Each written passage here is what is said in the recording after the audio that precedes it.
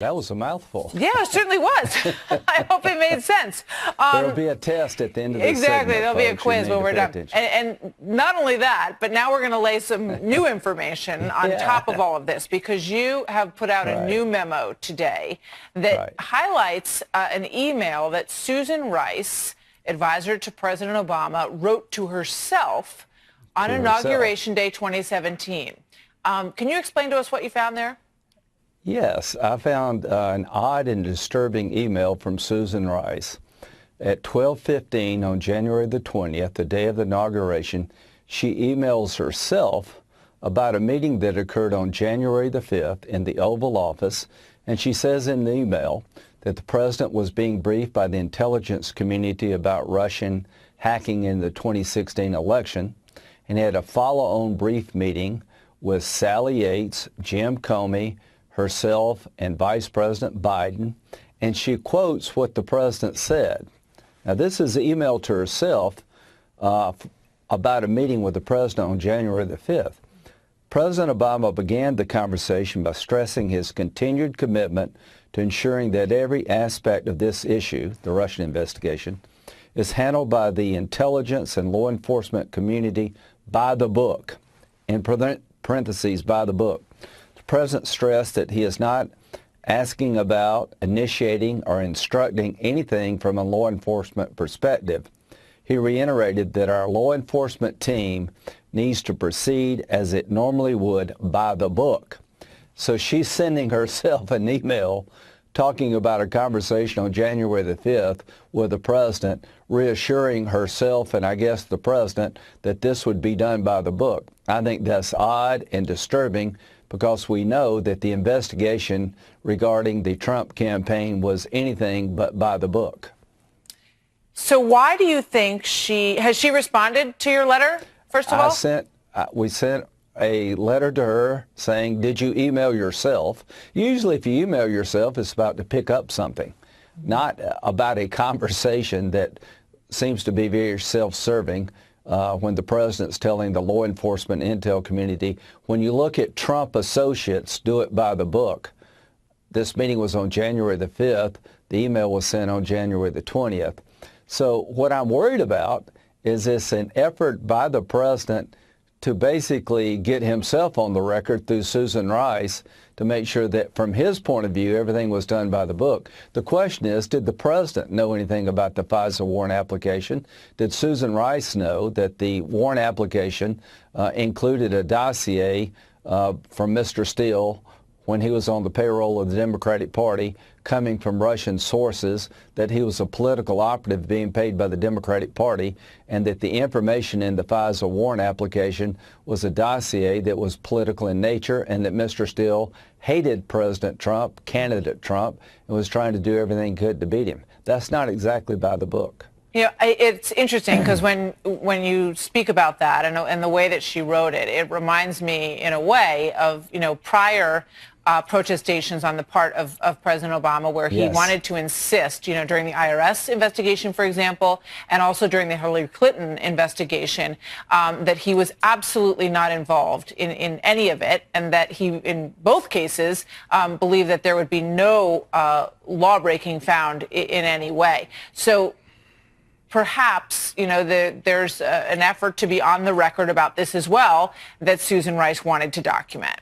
No question. I mean, it's the oddest thing in the world to send an email to yourself on Inauguration Day about a conversation held on January the 5th where the president tells the law enforcement community and the intel community, now, when you look at this Russian stuff, you need to do it by the book. That's an odd thing to be saying on January the 5th. Number one, why should he have to say that to begin with? Number two, what brought on that conversation on January the 5th? They knew they were going to be out of power just in days.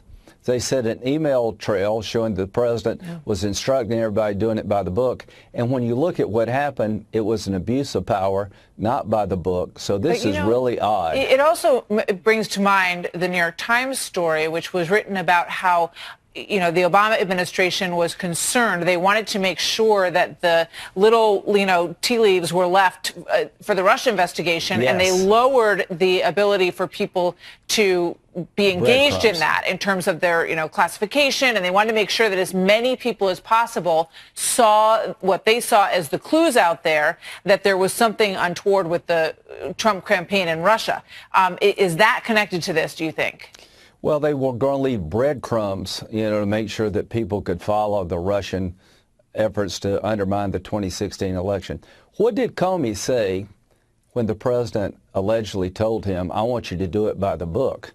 Do you think Comey mentioned to the president that the chief source of information regarding a FISA warrant on Carter Page came from a paid operative of the Democratic Party, Mr. Steele, who was on the payroll of Fusion GPS that was being paid by the Clinton campaign and the Democratic Party, that the dossier came from Russian sources, very unreliable, and it still hasn't been verified, that the number 4 guy in the FBI, Mr. Orr's wife, worked at Fusion GPS, who did the research for Mr. Steele? Do you think he told the president any of that? This is the oddest conversation I can imagine.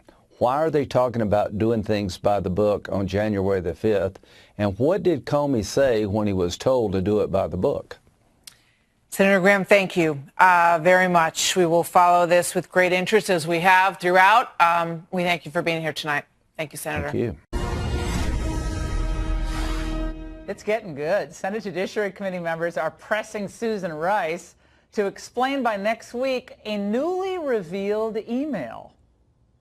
She's sending herself an email talking about a conversation on January the 5th with the president, reassuring herself and I guess the president that this would be done by the book. I think that's odd and disturbing because we know that the investigation regarding the Trump campaign was anything but by the book. And the email also indicates the Obama administration may have withheld information on the Russia probe from the Trump team. Meanwhile, there's new information on Michael Flynn's guilty plea. Who better to explain it all than former federal prosecutor Andy McCarthy, who joins us from New York. All right, Andy, I've been dying to talk to you, but let's first hit Susan Rice, because it seems like she's back. I mean, she was there to save him on Benghazi, went out and lied about the deal with what caused the attack in Benghazi, and now she's back again with what certainly looks like a CYA email to herself. Yeah, the question is which A was she seeing, it appears.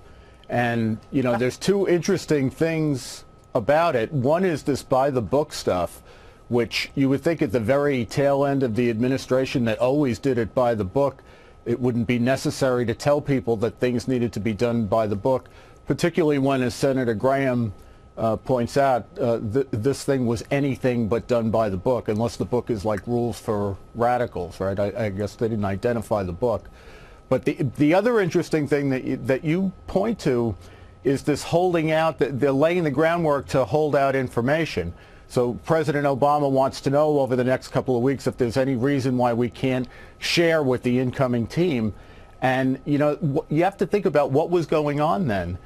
They were investigating Flynn at that time, and he is going to be Susan Rice's successor, who you would think she would be cooperating with and would be sharing information with. And yet they were regarding him as a criminal suspect. They were thinking about doing a Logan Act prosecution on him, which is absurd. They ultimately had the FBI go speak to him and ended up prosecuting him for false statements. So I wonder if they're laying the groundwork to not let him in on things because they're regarding him as a suspect rather than her successor. You know, a friend of mine today reminded me of when we were in the Reagan administration and he was in there in the last few days, that usually in the last few days you're not still sending emails. And I don't know what time that email dropped. I don't know if it was it before 12 noon when... what timing? What's the timing of that? They say 12:15, Laura, which is when she should have been clearing out her office, right? And if no, she's she was out. No. 12:15. She is gone. This is Trump land after 12 o'clock, right? Andy? Right, but she's still using government email, and I think she still had her security clearance. But I think she's creating a government document on purpose. And we know that's not always the usual thing in the Obama administration. Often they tried to not create government documents when they were doing government work. But she clearly was making a paper trail here. Andy, also I want to ask you quickly about this this deal with Robert Porter and this whole thing with his ex-wives and accused of abuse, and the timeline that looks like it might be different from what the administration initially said, given what the FBI director said today. What's going on with these security clearances and individuals who are still working in the White House without security clearances? Is that normal? Yeah, it's not normal for people to be working for an extended period of time at the White House without a full permanent security clearance. And it looks like what happened here, looks like the nub of the problem right now is the White House evidently said that the FBI investigation was continuing as of recently. And in fact, it looks like, according to what Director Wray says, they had wrapped that up last year. Oh, my goodness. Well, Andy, we'll keep on this with you. Great insights as always. Senate, re-election in the Senate in Florida. How concerned are you about the allure of President Obama, his rock star quality, and helping your opponent? Well, I think he's going to end up turning more votes out for me than he does for Andrew, because I think folks will who may not otherwise want to vote, if they see Obama's for Andrew, they're going to want to support me, particularly given his record on things like the Iran deal, cozying up to the Castro regime, being very weak when it comes to the Maduro regime in Venezuela. So I welcome President Obama. Hell, I should be paying for his travel expenses to come down. And don't forget, we have the President of the United States coming down on October 31st to Fort Myers in Southwest Florida, and then likely come again before the election happens. And so, you look at that rally that he did for Ted Cruz in Texas, that put the race away for Ted. And I think we'll get a similar outcome here after he comes down to Florida for me. Well, Gillum is a silver-tongued orator. I mean, that's putting it nicely. I'm trying to be a little nice today about my political opponents. But he's kind of homespun, kind of throws off the rhetoric, he tries to do the cool thing that Obama does. I don't think he doesn't do it nearly as well. But this is part of what he said last debate with you for our listeners. Let's listen. My grandmother used to say, a hit dog will holler. And it hollered through this room. Mr. DeSantis has spoken. First of all, he's got neo-Nazis helping him out in the state. He has spoken at racist conferences. I'm not calling Mr. DeSantis a racist. I'm simply saying the racists believe he's a racist. And, of course, our lovelies over at MSNBC, et cetera, said, oh, that was such a brilliant line. But we discovered today, there was a piece in Breitbart today that, of course, these boycotters of Israel, these anti-Israeli organizations supporting Gillum, he signed this pledge called Dream Defenders. I pledged my support to the Freedom Papers. And the Freedom Papers, of course, also advocate textbook socialist principles, the virtue of being born. Each of us has the absolute right to adequate food, shelter, etc. And it goes on. And, of course, anti-Israeli groups supporting Gillum. How do you respond? Well, yeah, look, I mean, I thought that performance helped me tremendously, because I thought it was just so outrageous. I think the average voter thought it was outrageous. And he keeps going back to that because I think the cupboard is bare on any other ideas or issues.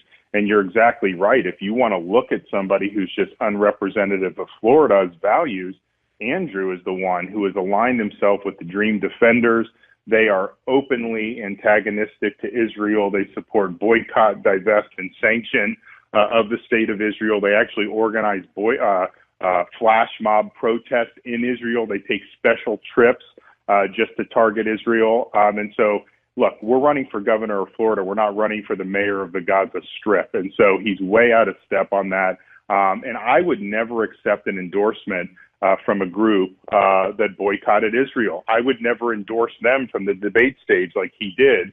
just a couple months ago. And that group also says horrible things about law enforcement. They say law enforcement is racist. They say that police and prisons have no place in justice, and that law enforcement should be defunded. So that's what he says in terms of the pledge he signed. And I think that is just way outside of what is acceptable in the state of Florida. And I don't think he's ever successfully answered those questions.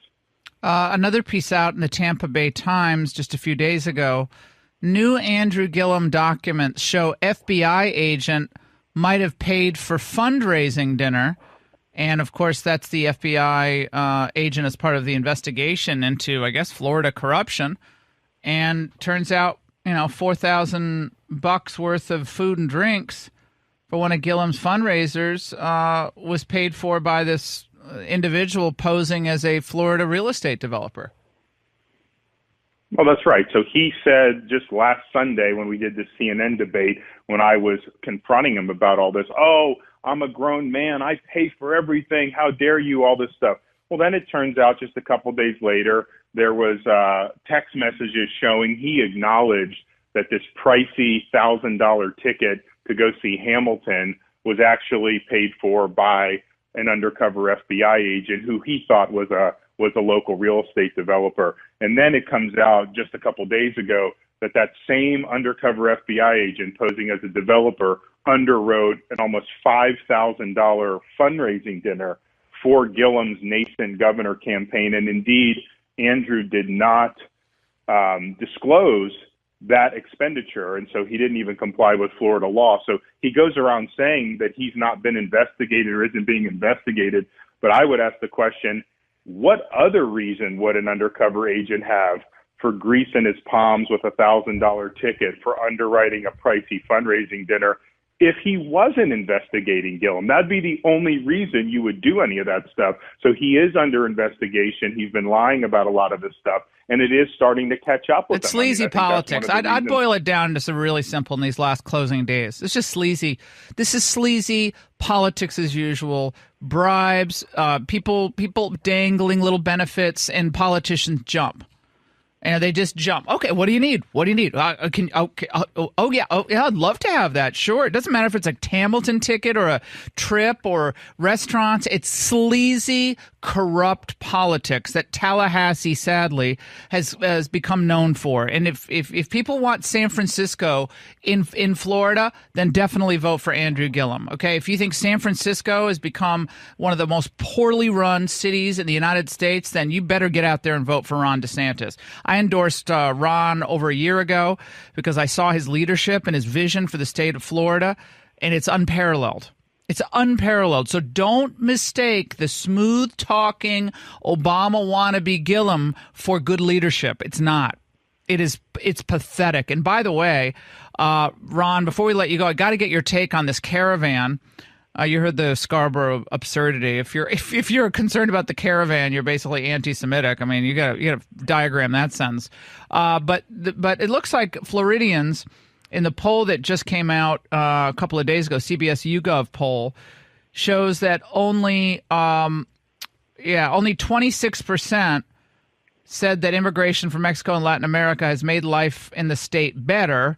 38% said no impact. 36% said it's made life worse, and 43% said the migrants would ultimately pose a threat to the United States. 38% no threat. That's an overall poll there. But 51% of Floridians polled said we should not try to help the migrants in the caravan. 49% said we should try to help. That's kind of a ridiculous question. I mean, we don't want anything to happen to these people. We just don't want them to come to the United States. That's a loaded question. But your view on the caravan? Well, this is one where you cannot allow people to just illegally run across our border. And the fact of the matter is, Mexico offered them a place to stay in Mexico. They declined it. So it's not like they're just trying to move away from difficult circumstance to the nearest refuge. They've rejected refuge in Mexico because they think they have a right to overrun our border. I think that's wrong. Andrew Gillum supports the caravan coming into the United States. His running mate was out there saying yesterday that we need to welcome in the caravan into the United States. And so you couldn't have a more stark difference. I'm for borders. Andrew's for open borders. I want to support our men and women in ICE. He wants to abolish ICE. Well, again, this is an issue that I think the American people are following very closely. Andrew Gillum's actually speaking now in Miami, and I'm sure we'll pull some sound there. Kamala Harris is stumping with him right now. So they see this race, Congressman, as absolutely critical for not just the state of Florida now, but for 2020. And so all their big guns are coming down there. So the president's coming for you. You had Pence down there. What else do you have in store for the final week? Oh, it's going to be nonstop. I mean, we're going to be we did 4 events yesterday. We're going to be on the road doing multiple events today, and that's just what it's going to be. And, we are doing well in the actual turnout, and we're turning out the people we want to do, and we're turning out ahead of Democrats. If we keep that up, we're going to win on November 6th, and I think that'll be a great day for Florida. Ron DeSantis, best of luck on the campaign trail. I'm sure we'll have you on TV this week. And we'll be following very closely. Again, voters all throughout the state of Florida, you're listening, get to the polls, get there early, vote, encourage everyone you know who's out there in Florida. You want to keep this prosperity going, get to the polls, vote for Ron DeSantis. Stay there. Let's go to April, Texas, line 3. April.